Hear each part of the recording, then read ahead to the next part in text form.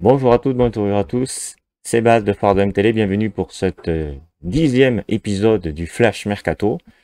Donc vous n'êtes pas censé savoir que je suis donc sur mon lieu de villégiature en vacances à Biscarrosse pour être précis, où il y a beaucoup de feux d'incendie en ce moment.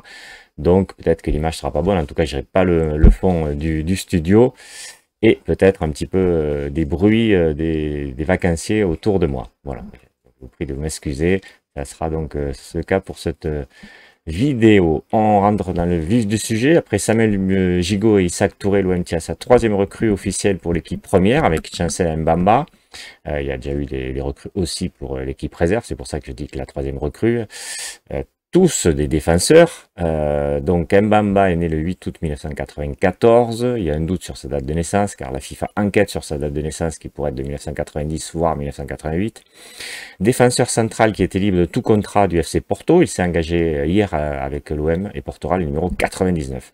Plusieurs clubs ont essayé de l'enrôler, mais après une longue réflexion, il a finalement donné sa préférence au vice-champion de France. Il a signé 3 ans, soit un contrat qui court jusqu'en juin 2025. Le défenseur international congolais, 66 sélections, 4 buts, donc très expérimenté, vient de passer 4 saisons au FC Porto. Mbemba n'a pas prolongé son contrat avec le club portugais pour une histoire de salaire. Il demandait à peu près 3 millions d'euros de salaire. Solide titulaire au sein de la défense de Porto.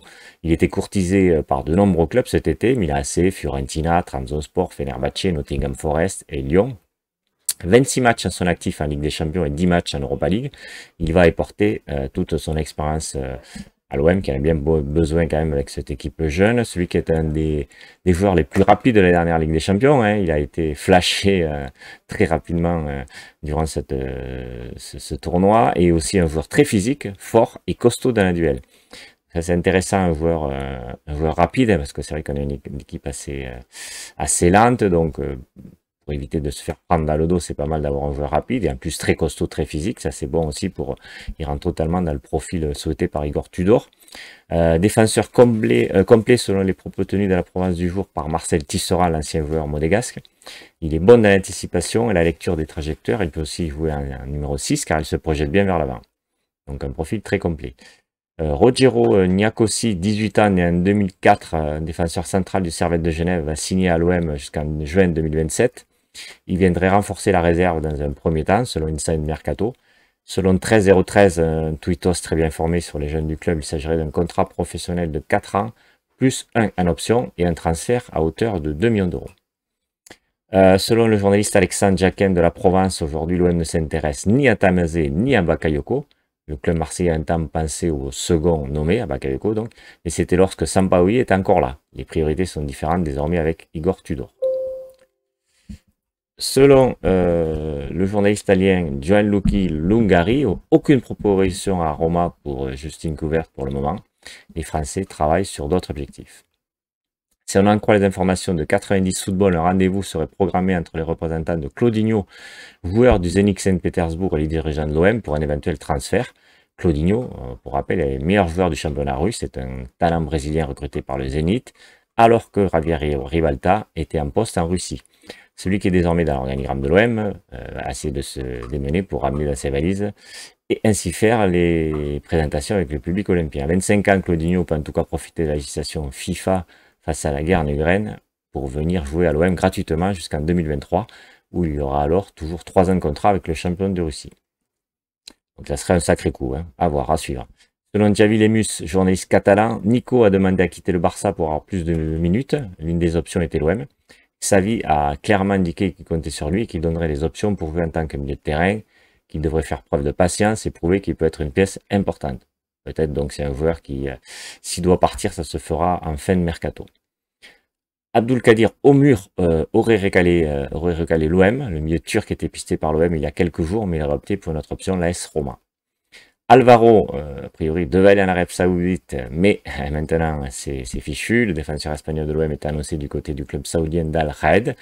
En fin de semaine dernière, l'insider Mohamed Toubache Ter affirme qu'Alvaro pourrait rebondir donc rapidement dans ce club-là. Mais ce mercredi, cette même personne explique qu'Alvaro aurait fait volte-face. Il est toujours bien informé, c'est un insider, mais très bien informé. L'entourage de Thiemoué Bakayoko, récemment contacté par l'OM concernant une arrivée du milieu de terrain, a fait savoir qu'il était trop supporter du PSG pour venir à l'OM selon Football Club de Marseille. Donc Bakayoko il faut pas espérer. Selon Mohamed Terre, toujours, le dossier William Saliba est toujours sous le coude pour Longoria, mais ce dernier attendra la dernière semaine d'août avant de voir si c'est possible. Voir notamment la situation sportive du joueur, s'il joue ou pas, etc. Saliba n'a pas prolongé Arsenal et ne compte pas le faire pour le moment. Toujours selon cette même personne, Amin Harit, c'est toujours aussi chaud, le contact n'est pas absolument rompu entre les deux parties, ça parle salaire, afin d'essayer de voir ce qui est possible de faire dans un premier temps.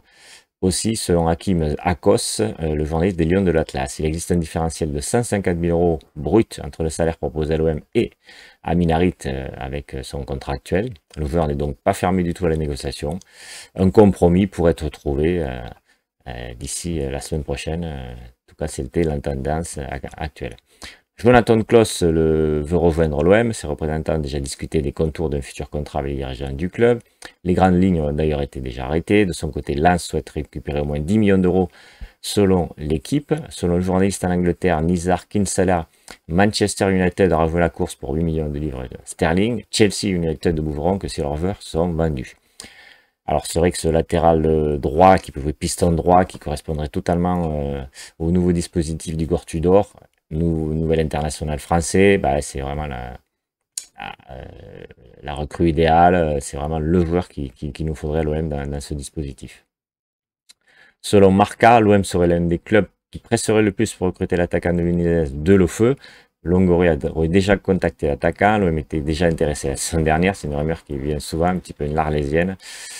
Donc on va voir si c'est possible cette année. L'OM serait intéressé par le milieu offensif israélien Oscar Gluck, mais devrait faire face à une forte concurrence de Tottenham, l'Ajax, Feyenoord et le Real de Madrid, selon le média RD Football Scout. Apparemment, ça a l'air une belle pépite celui-là. Selon le journaliste Hakim Akos, toujours Nuno Tavares à l'OM, ça avance. Arsenal serait OK pour un prêt avec option d'achat.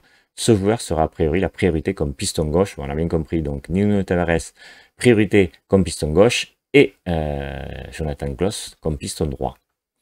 L'OM s'intéresserait donc en plein B à gauche à Rogero de Sassuolo, donc à latéral gauche. Un prêt avec option d'achat serait envisagé. Passer de Sassuolo U19 à la Juve U19 pour 2 millions en 2017. Il a fait le chemin inverse en 2019 pour 7 millions à peu près, selon le journaliste Lassen Sen Hadji. Jordan Verretou, le meilleur récupérateur de Rome, serait très proche de signer à l'OM selon le média serieanews.com. On le sait, c'était un joueur convoité par l'OM quand l'OM envisageait une sentinelle, le dispositif de Jorge Sampaoli. Bon, il faut toujours un milieu récupérateur, c'est quand même plus un milieu récupérateur, moins sentinelle, donc il correspondait très bien au milieu à deux que veut imposer Igor Tudor. Bon, pour l'instant, on a rongé Guendouzi, on va dire, les titulaires, Gay en remplaçant, éventuellement Gerson qui peut reculer, et il en faudrait un de plus, donc vers tout, ça serait quand même pas mal, un joueur d'expérience. Le latéral gauche international uruguayen Joaquim Piqueres fait l'objet d'un intérêt de l'OM. D'autres formations européennes comme Tottenham et un autre club allemand apprécient le joueur qui évolue à Palmeiras au Brésil selon Goal France et son journaliste Marc Méchenois. Donc voilà, on sait très bien qu'on cherche un piston gauche et un piston droit, de toute façon il nous le faut. Il nous faut un autre milieu de terrain, donc on a parlé de Jordan Verretou, maintenant on parle de Francis Coquelin, malgré l'intérêt de l'OL et de l'OM. Coquelin devrait rester au Villarreal cet été, d'après les informations de Foot Mercato. Les deux clubs français n'ont pas avancé sur le dossier. On passe à Marseillais, Douillet Caleta-Char, suite à son refus de signer à Borol-Valtom la saison dernière. Pablo Longoria avait menacé le joueur de jouer avec la réserve. Pour ce mercato, si Douillet Caleta-Char ne part pas, il évoluera avec les réserves du club, selon l'équipe. L'OM le valorise à 10 millions d'euros avec la venue de Mbamba. C'est clair que les portes se ferment pour le Croate. D'après Exclu Inside Mercato, l'OM s'intéresserait à André Ferreira, gardien du Pacos Ferreira. Le portier portugais de 26 ans a fini dans l'équipe type de la Liga NOS. L'OM propose 1 million d'euros. Bon voilà, c'est clair qu'il faut un deuxième gardien à l'OM pour suppléer Lopez. Donc on va voir. Selon le quotidien espagnol AS, l'OM essaierait de faire signer Nicolas Pepe, mais la concurrence de Leeds, Séville et Lyon serait rédhibitoire dans ce dossier. On verra. En tout cas, moi, c'est clair que ça serait le joueur que je voudrais à l'Olympique de Marseille pour l'aile. Hein. C'est vrai qu'il nous manque un joueur à recruter. Comme je l'ai dit, Stein Kluivert, je suis pas très fan. De le feu. Bof, je sais pas, à voir, c'est un bon joueur, à voir. Mais bon, mes PP, moi, je signerai tous les jours. Voilà, je vous remercie de votre attention et je vous dis à la prochaine vidéo, le Mercato numéro 12. Voilà, je fais souvent une vidéo quand il y a une officialisation, le lendemain souvent. Et j'essaie de faire tous les 5 jours à peu près une nouvelle vidéo sur le Mercato. Voilà, TOM, merci et à bientôt, au revoir.